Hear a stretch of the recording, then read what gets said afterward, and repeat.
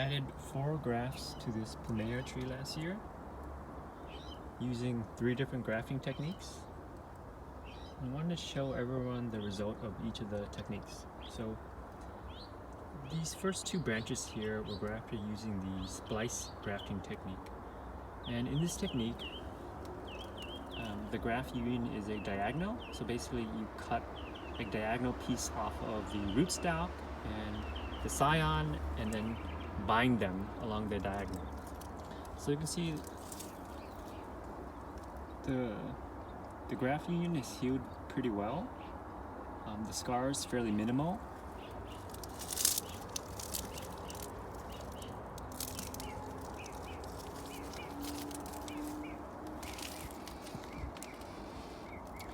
Using the splicing technique, it's fairly easy to get 2 pieces that fit very well with each other. So this is the other example. It doesn't look quite as good, but it healed very well.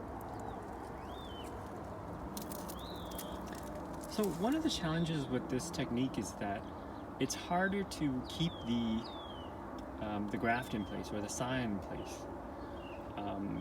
They tend to slip off a little bit, so you just have to be careful when you're wrapping the graft in grafting tape to make sure that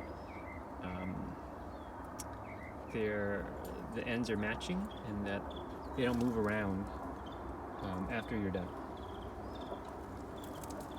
Okay, so here's another grafting technique. So this is a wedge graft. So you see the scion wedges into the rootstock, and I don't use this technique that often on plumerias, and you can see why the graft union didn't heal as well as with the splicing technique. It's a little messy. The scar is pretty big. You get a huge scar, and sometimes it doesn't heal very cleanly. Actually, this particular graft, it had a little gap at the bottom, which is healed eventually, so that you don't see any more gap. But it doesn't look as good as the splicing technique. So this is another example. So in this example, I don't even know the name for this technique. But in this example, you cut 2 Tetris piece-like, I guess, pieces off of the plumeria. So the rootstock, you kind of you cut an L shape out of it. And same thing for the scion, and then you fit them together. So the thing I like about this grafting technique is that keeping the pieces in place is easy. So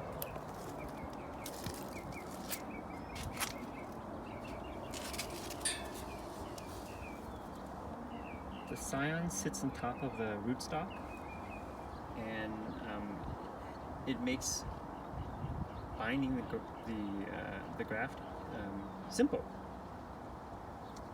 Unlike the splicing technique, you don't have to worry about the pieces moving around. But as you can see, it healed fairly well, but you know, it's not quite as clean as with the splicing grafting. Also, I've seen, or in other times I've done this grafting technique, there are gaps at the bottom top of the graft union, so it can be kind of unattractive sometimes. But in this case, it healed fairly well. So there's a look at 3 different grafting techniques and the outcome you can expect. So my recommendation is to use splice grafting for plumerias.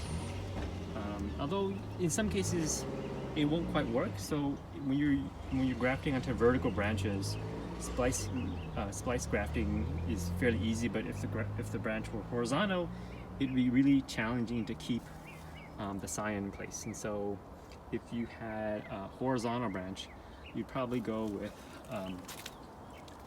this technique, which I'll call Tetris grafting, because the pieces look like Tetris pieces, or with wedge grafting like you see here.